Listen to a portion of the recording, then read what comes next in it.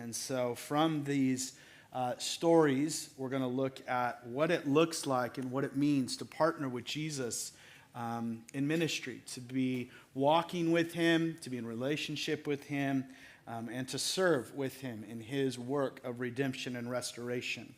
And I found it an appropriate time based on the fact that last week was Mission Sunday, where we celebrated the reality that God is at work, not just in the walls of our church, but all around our community and around the world. And we had the opportunity to hear various stories of people in our own congregation stepping out into God's mission, both in places near and places far. And they were offering what they had before the Lord and watched what he did with it from there. And so this week, as we return to Luke's gospel, and we'll spend the rest of the summer in Luke's gospel, actually we'll probably be in Luke's gospel all the way up until Advent, so we'll just be moving along for the rest of the year in this book. As we return, we see that once again, mission isn't a one-time event. Mission isn't just a one trip a year kind of a way that we live our life, but rather mission is core to what it means to follow Jesus. And this has always been the case from the very beginning with Jesus' disciples, as we've seen that Jesus has been forming this new kind of community, a kingdom community, a countercultural community of disciples that are not built on status or power, but rather this community is built on trust, dependence, obedience, and participation in the work of Jesus. And so in Luke chapter 9, Jesus doesn't just preach and heal as he's been doing up until this point. Rather, he now begins to draw others into his work, into the ministry, calling and sending disciples to proclaim the kingdom of God and to care for the hurting that they encounter. And it is the next step in the story that Luke is telling, that Jesus is not just gathering passive followers, people that will sit and observe Jesus, but rather people that will participate in what he is doing in the world. He's forming partners in this redemptive mission. And what we learn today is that ministry with Jesus isn't just for the spiritually elite. It's not just for the paid professionals. But ministry is intended for all of those of us that have come into relationship with Jesus, that we are invited to participate with his work of redemption and restoration in the places, the neighborhood, and the relationships that we already find ourselves in. That it is about hearing his call and responding in faith, and trusting that when we respond by faith, that he'll empower us to do what he's asked us to do. And not only that he'll empower us in the ministry that he calls us, but that he will sustain us as well. And so this morning, let's look at Luke chapter 9 that's already been read to us in light of this idea of ministry in the image of Jesus. I want to say three things this morning. Surprise, surprise. Three things. I have moved away from alliteration, but the three things is still part of my format. So, number one, I want us to see that ministry begins with a calling and a commission. We'll come back to that. Number two, that ministry requires radical dependence on Jesus. And number three, that ministry reveals Jesus as his life is reproduced in us. That ministry is intended to reveal the person of Jesus as his life is reproduced in us. So let's look at that first thought. Ministry begins with a calling and a commission. And we see that right off the bat in Luke chapter 9, verse 1. Third word, and he what? Called. And he called the disciples, right? He called the 12 together, and he gave them power, and he gave them authority over all demons and to cure diseases, and he sent them out to proclaim the kingdom of God and to heal. Ministry begins with a calling and a commission. Before Jesus sends out the 12, before he empowers them, before he gives them the agenda, he calls them to himself. He invites us into relationship with him first and foremost. And the longer you walk with Jesus and the more quote unquote ministry that you participate in, the more tempted we are to think that the nature of our relationship with Jesus is about what we do for him and what he wants done, rather than being in intimacy and relationship with him. But ministry always starts with a call to Jesus first, into relationship. And this word called together or summoned in the original language is intentional. It's not random. It's the kind of word used when you convene a specific group for a specific purpose. Jesus isn't just gathering volunteers. He is organizing a delegation of people that he will send into the world. These disciples are not just stumbling into ministry by accident. They are willed by Jesus to participate in what he is doing. Brothers and sisters, as you walk with God and you step out in faith and you partner with Jesus, one of the things that you must learn to rest and put your weight down on and your trust in is that what you are doing is not simply because I want to do this, or because I had nothing else to do, or because no one else would do it. What you want to learn to rest in is that God has called you into this thing. That God has willed this to be, and that you are participating in what he wants to do, not asking him to get on board with what you want to do. Because that, my friends, gets to be very confusing in life.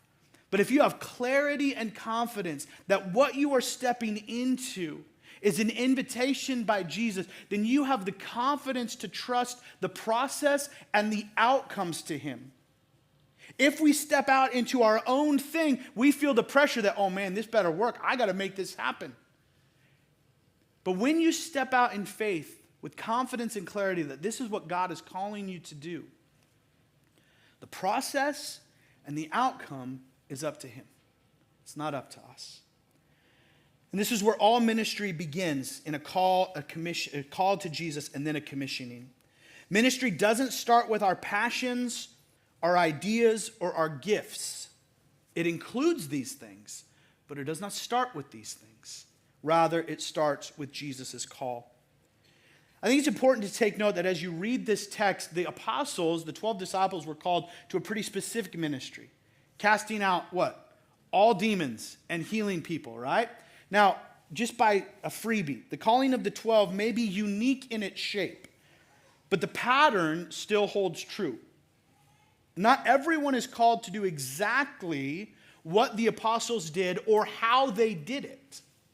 But every follower of Jesus is called to something. We may not preach to vast crowds, we may not cast out demons, but we are called to proclaim Jesus through our words and to show his mercy through our actions. That any sort of ministry will be a combination of those two realities. And we'll get to that in the second point. But proclamation and acts of mercy. And it's modeled after the commission, or the calling and the commission that the apostles received in Luke chapter 9. Although it may look slightly different for us than it did for them. And then even on top of that, it may look slightly different for the person sitting next to you than it does for you.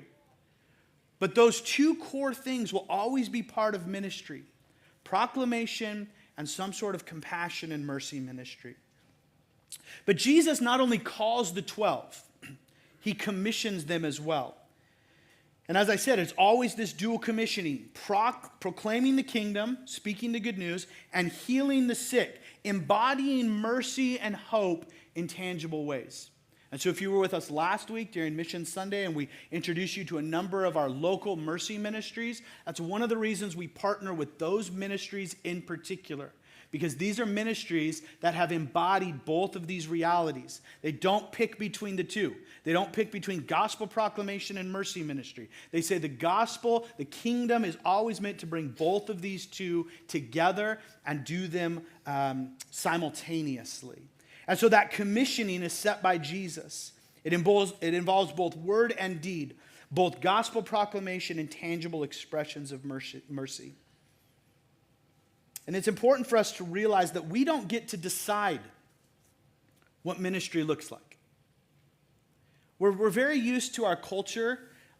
We are accustomed to getting to pick and choose everything. Everything is tailor-made for the individual, right?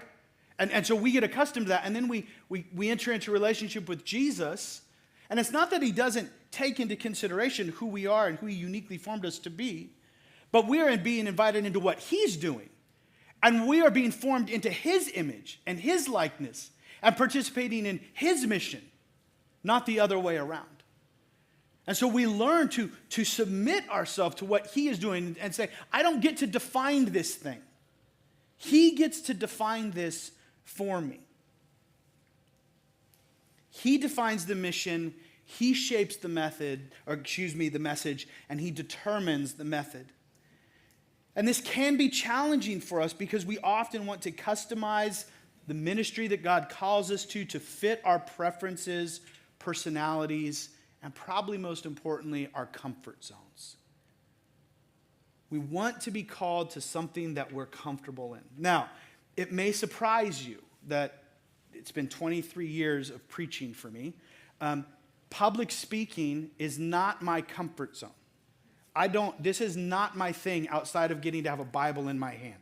So when people say, hey, can you MC an event and, tell jokes? I'm like, I don't like talking in front of people. This is outside of my comfort zone thing. I'm an introvert by nature, right? And so when I heard this call to preach and to teach, for me, now 23 years later, I'm much more comfortable in this realm and in this environment, but it was a step of faith. It was not something that I would have normally thrown myself out there to be, but it was something that I felt that God was inviting me into and to trust him. And I remember that first, Brian and Mona were at my first sermon that I ever preached. I was 16 at a campground. It's Sunset Bay. And my dad asked if my friend Brad and I would lead a Sunday morning service for the families. And we were 16, and Brad was going to play guitar, and I was going to preach a sermon that I copied from somebody, I'm sure. And somehow word got out in the campground that there was a Sunday morning service. And so Brad and I come around the corner, and there's 70 people at this thing, most of which we don't know. I don't know any of these people. It was one thing when it was my mom and dad and Brian and Mona and my siblings. But now there's people I don't know, and Brad and I literally went and hid in the back of my parents' 15-passenger van. And my dad, I'm thinking about this now, I'm like, you're the adult, you should have done the church service. But he's looking for us. And he's like, you need to go, there's people waiting for you to preach. And I'm like, good luck, Dad. You're 40-something, I'm 16. I'm a year or two older than you jokers in the front row. And I remember that feeling, and my dad pulling me by the neck out the thing and throwing me up, and we preached. Cross-culture versus the American culture. I remember my first sermon that I ever preached. But my friends, that was wildly out of my comfort zone. But it's what God invited me into. And you have a version of that. And you'll learn to live in that space. And it's exciting. And it's scary. But when you know it's what God calls you to do, man, it is the sweet spot. It's the sweet spot when you find that place in life to be used by Jesus. None of that was in my notes. Some of us tend to be more comfortable with acts of mercy and compassion, but maybe when the opportunity presents itself to speak about Jesus, we shy away. Others of us are bold with our words, but hesitant to maybe get our hands dirty in the work of presence and service and care, particularly of difficult people. But the commission of Jesus doesn't give us the option to choose one or the other. True ministry holds both of these together. We are called to proclaim the good news of the kingdom, that God is restoring all things in Christ. And we are called to embody the good news of the kingdom, that God is restoring all things in Christ. And that he is doing this through compassion, justice, and presence. And this is what Jesus modeled in his own ministry, as we've seen in Luke's gospel. And it's what he now extends to his disciples. The mission belongs to him, and so does the message. Our job is not to reinvent the task, but to faithfully respond to it. And as I said before, that's freeing, because it means the pressure is not on us to create the ministry. It is on us to listen and to participate in what God is already doing, to join in the ministry that is already underway And that's freeing. And so we've seen that Jesus calls and he summons and he commissions. But this can feel overwhelming when you begin to clarify that calling on your life. And just as a side note, when I talk about calling in ministry, I'm hoping you're getting, I'm not talking about paid vocational ministry. That word has been hijacked, and we only think it refers to church work or mission work. I'm talking about that unique thing that God has invited you to participate with him in this world that is about redemption and restoration in the name and through the power of Jesus that fits who you are uniquely wired to be. That's your ministry. That may be in your job, that may be in your family, that may be in a church, that may be overseas. But my friends, you have one of those. God prepared this for you beforehand. When God put you together in your mother's womb, he had a person in mind. And part of that personhood, part of that thing was this purpose in your life to join him in his work in the world. That's ministry. So it's not relegated and confined to church work on Sunday. And so you have been called to something. You have been commissioned into something. And that when that starts to get clarity, it feels overwhelming and it feels scary. And I want you to know that not only are you called, not only does Jesus call you and he commissions you, but he will empower you to do this thing. He will give you the grace. He will give you the wisdom. He will give you the skill. He will give you the gifts. Now you will grow in that. And in theory, we get better at these things. I pray to God I am a better preacher today than I was at 16 at Sunset Bay. Don't nod your heads too enthusiastically. I pray that I've grown in the gift. But God will empower you to do that as well. It says in Luke 9:1 that he gave them power and authority. He doesn't just send us out in our own strength, with our own wisdom and our own resources. In fact, as we'll see, he takes away our resources sometimes so that we have to rely on his power. He gives us his authority to speak and to act on his behalf, his power to step into situations of need and bring healing, not through our might, but through his presence. His spirit to lead, guide, comfort, and equip us as we go.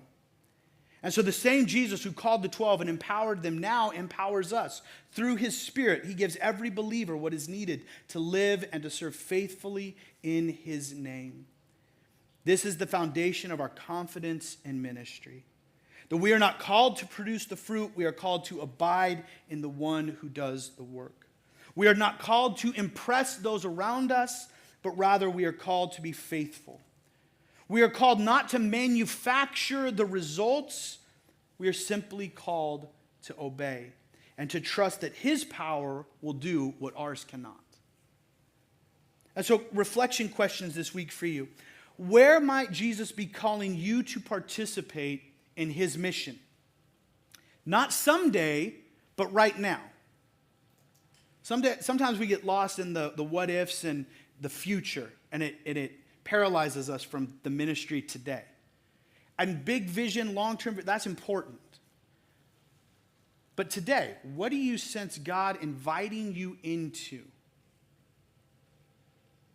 Listen to that. Write that down. Journal that. Talk with Jesus about that. And are you waiting to feel ready?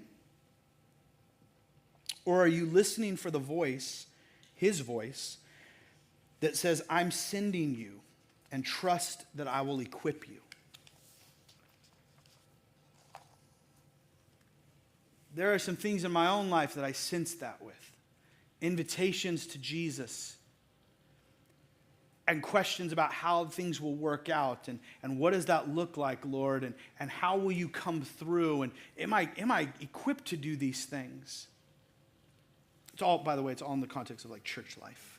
I'm not going anywhere. But it's still faith, nonetheless, to trust the Lord, to step out today. So what is that for you? Because some of us disqualify ourselves before we've ever asked what Jesus might want to do through us today. And so today, I invite you to hear this truth again, that ministry does not begin with your ability. It begins with Jesus' calling. So come near, listen to this voice, and ask him, Jesus, what are you calling me today to do? Where do you want me to participate with you today? Because he is calling, he is sending, and he is empowering. So number 2, ministry requires radical dependence on Jesus. Ministry requires radical dependence on Jesus. 2 things from the text. Number 1, right after he calls the disciples, he does something that is wildly counterintuitive to us.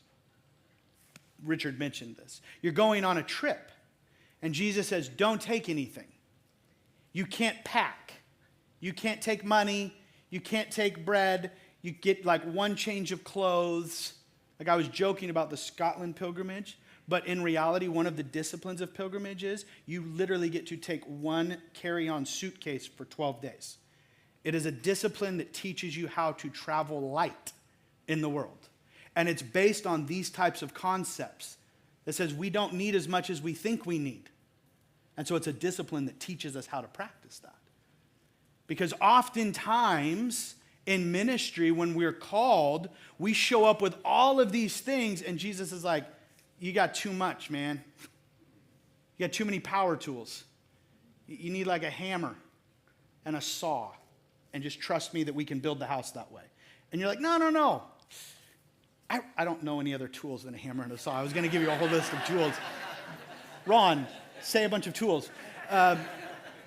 Poor example. I should know better. I'm way out on a limb here. I'm out of my depth when it comes to talking about these things. Anyway, I've lost so much respect from some of you. Taylor's looking at me like, 20 years and I haven't taught you anything. Sorry, buddy. Point being, ministry requires radical dependence on Jesus. It doesn't just begin with a calling, it continues through faith-filled participation. You see, it's one thing, as we'll see, it's one thing to be aware of needs. It's one thing to feel compassion about hurting people. It's even another thing to pray for these things. It is altogether different to engage them in a way that requires dependence on Jesus. Posting, protesting, these things don't count. This is not the same as engaging the hurting world with Jesus in a way that requires radical dependence upon him, that will require something of us, that we have to step out in faith in, to trust him to come through for.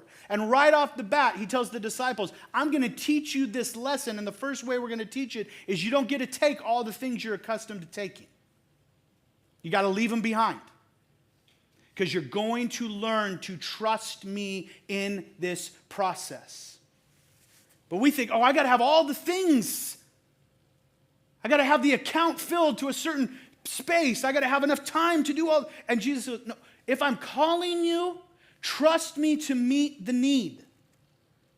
Because what I want to teach you is radical dependence on me. Radical dependence.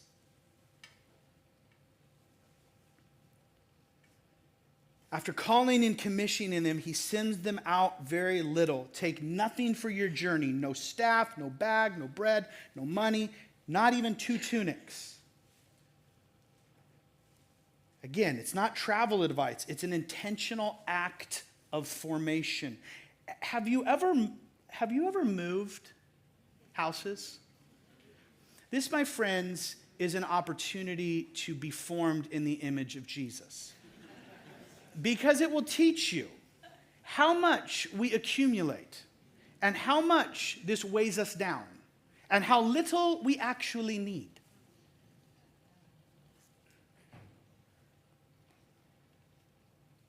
And this is what Jesus, he's always teaching his disciples this.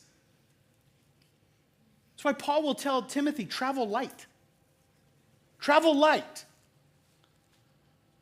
You want to be agile, flexible when you're walking with Jesus.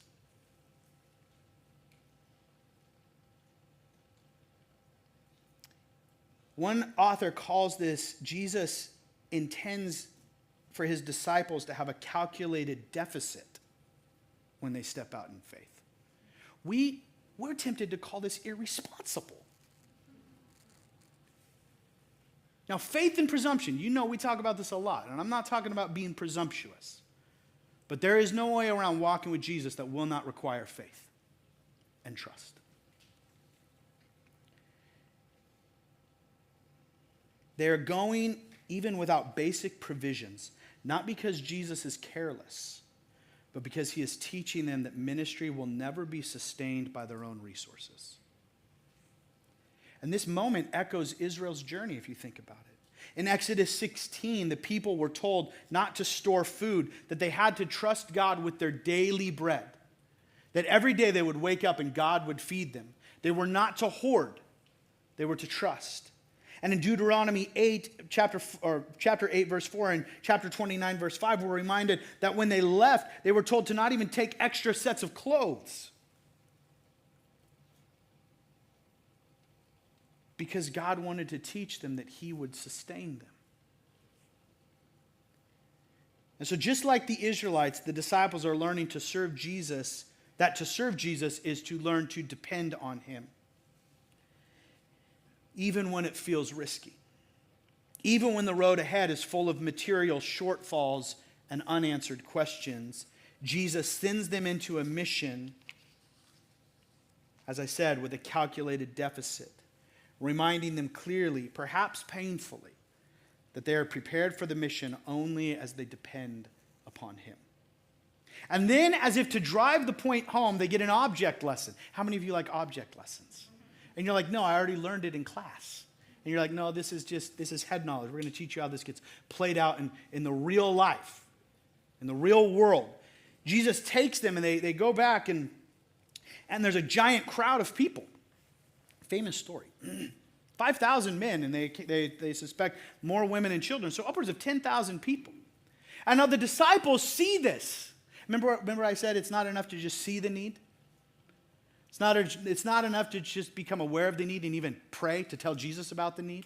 Hey, Jesus, there's a lot of hurting people. You might want to do something about that. But that's what the disciples do. Hey, I'm super compassionate, Jesus. People are really hungry over here. Might want to let them go get some food.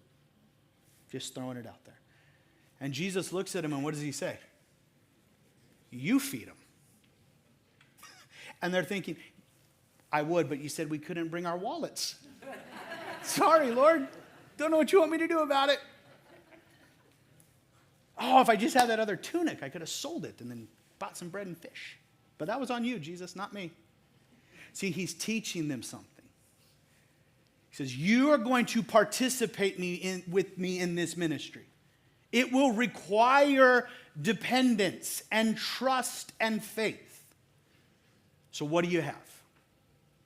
And can you imagine how absurd it sounds when you're feeding 10,000 people and all you can muster up is a couple fish and some loaves of bread?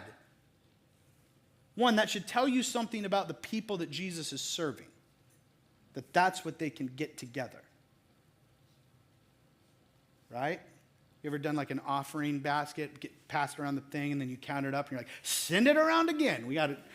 They keep sending those baskets, and it's some fish and bread. That's all they're getting.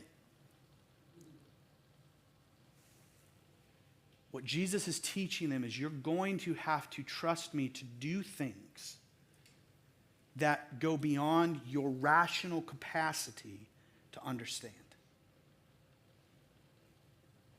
And I promise you that what seems like little is much in the kingdom. That thing that you think isn't much can be used mightily when given to Jesus. That thing that you're not sure if that's really going to do anything, that may be the one thing that person needed in the moment.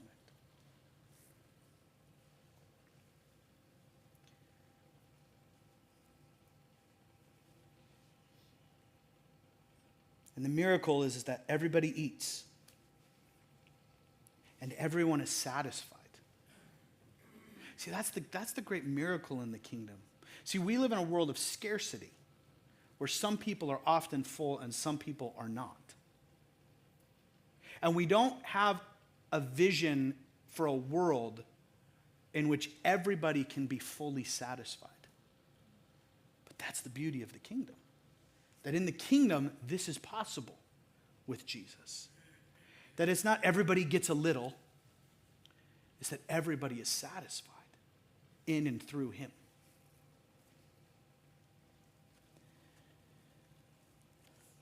And there's leftovers.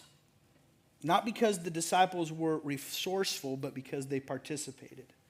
They gave what little they had, and Jesus multiplied that. We laugh every week. We have a benevolent fund in the church that a certain percentage of every week's offering gets set aside for benevolent needs in the church. And we just keep giving money out of this benevolent fund, and we can't seem to get it below a certain number. And it's comical at this point. Because we're like, Mike laughs, he goes, it's like the widow with the oil and the flour or whatever. It just keeps, no matter what needs come to us, and we meet in faith, we can't get this thing, and you're thinking, oh, I've got some needs, I can get it below that. There is a discernment process, by the way. Point being, it's this little example for us in our leadership team of God just always meeting the need beyond what we thought possible. So some questions for you to think about. Where are you observing a need but hesitating to step in because you do not feel prepared or equipped? Where do you sense a need, but right as you discern that, you're like, I don't know if that's for me. Just name that this week. And what are you holding back from Jesus because it feels too small or too insignificant to matter? Just consider that. See, ministry doesn't happen in theory. It doesn't happen in a classroom. It happens in the day-to-day. It happens when we show up. It happens when we trust. It happens when we offer what we have, no matter how small it seems. What if your 5 loaves and 2 fish, your limited time, your humble skills, your fragile faith are exactly what Jesus wants to use? And so the invitation today is simple but challenging. Do not just see the needs, but step into it. Place what you have in Jesus' hands and trust that he will do with it what only he can. So ministry, as I said, begins with a calling and a commission. Number 2, ministry requires radical dependence upon Jesus. And finally this morning, ministry reveals Jesus as his life is produced in us. You see, the feeding of the 5,000 within this story, Luke shows us something much deeper than just a miracle. It's not just a cool trick. It's a miracle that reveals something about Jesus. You see, ministry becomes a place of revelation where the nature of Jesus' own life and mission is reflected and reproduced in us.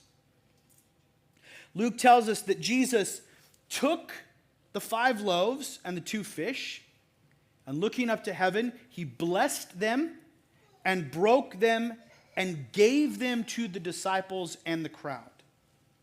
This pattern, listen, this is the key to the sermon this morning. This pattern of taking, blessing, breaking, and giving isn't random.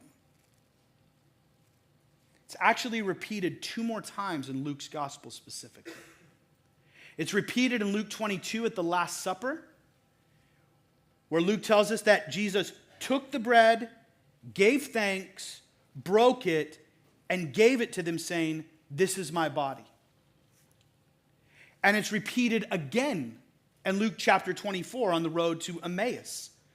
says when he was at the table with them, Jesus took bread, blessed it, broke it, and gave it to them.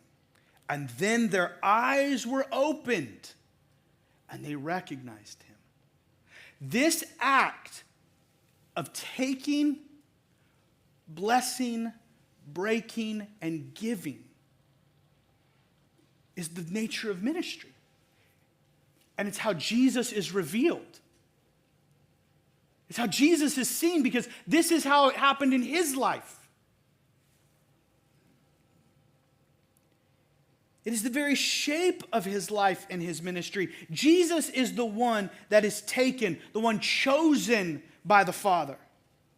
He is the blessed one, baptized in the Spirit and affirmed in his love, in which he says, "This is my beloved Son." He is the one who is broken, crucified for our sins. And he is the one who is given, offered for us and to us, so that we might be made whole. And this is why Henry Nouwen writes in his book, Life of the Beloved, that this is not only the shape of Jesus' life, but it becomes the shape of our life in him. Our lives, he says, are taken, blessed, broken, and given. Just like the bread Jesus took in his hands when he fed the 5,000. Just like the bread that he took on the night that he was betrayed and he entered into communion. Just like the bread that he took and he gave to the disciples on the road to Emmaus.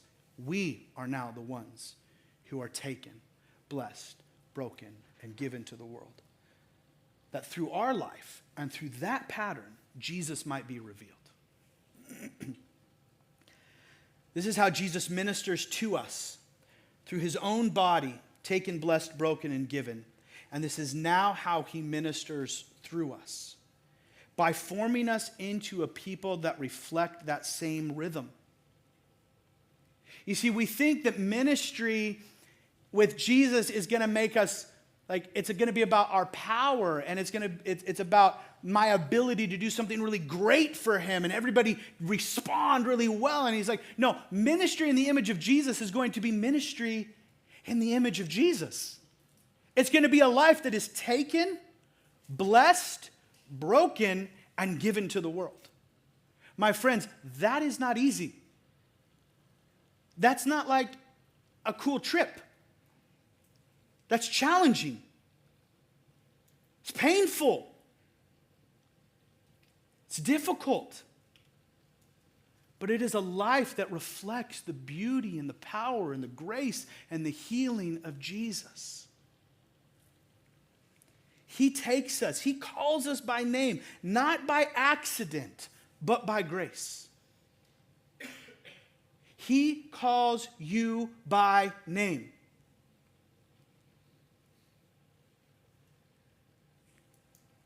He blesses us. He blesses you with his presence, his spirit, his favor forever.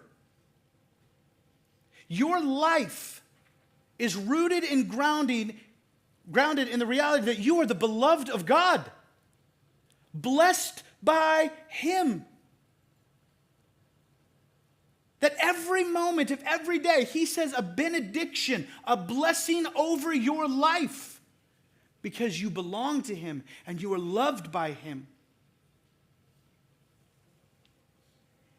And then he breaks us, not to shame, but to shape us.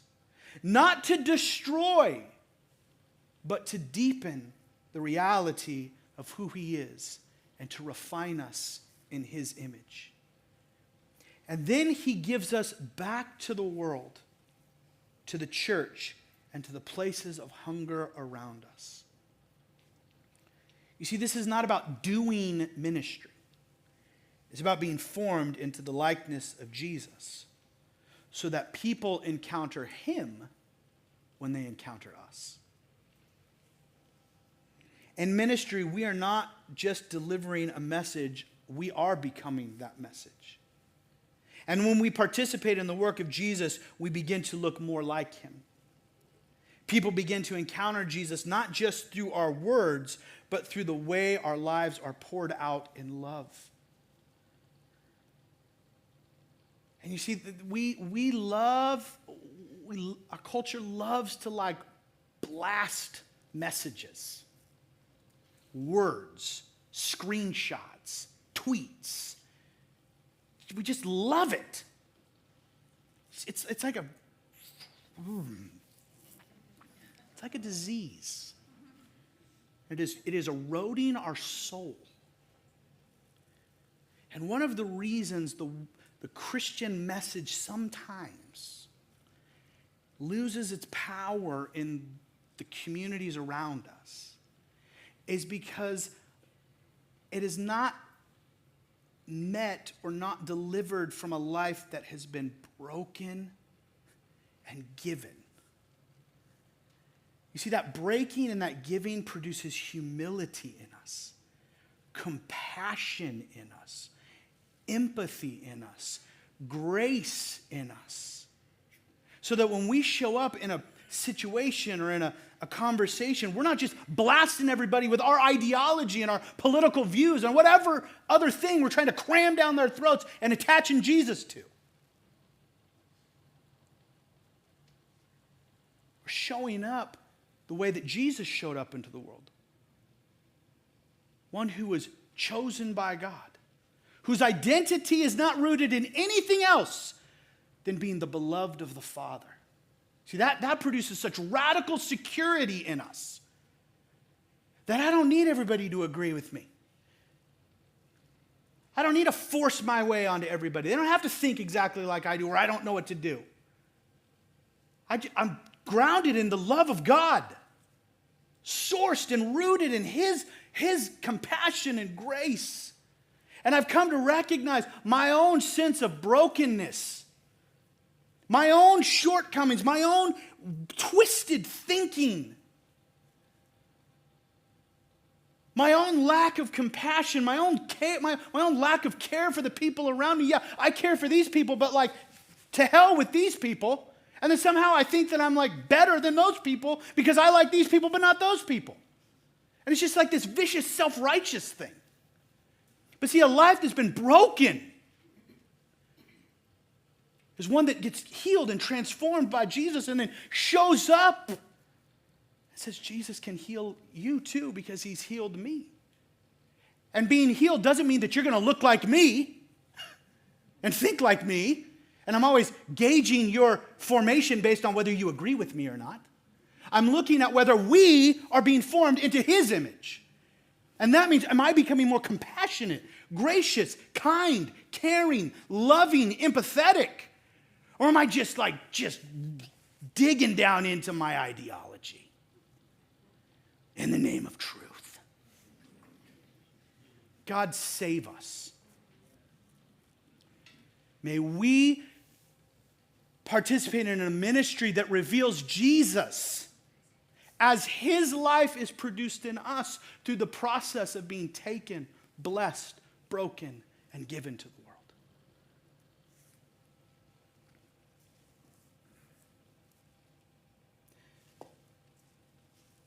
I really thought I was going to be done early. I'm sorry. I try to manuscript things like a good preacher, and it just doesn't happen. Some questions.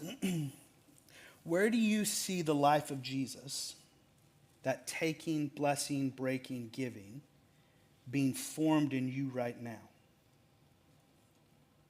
How is He ministering to you in that place?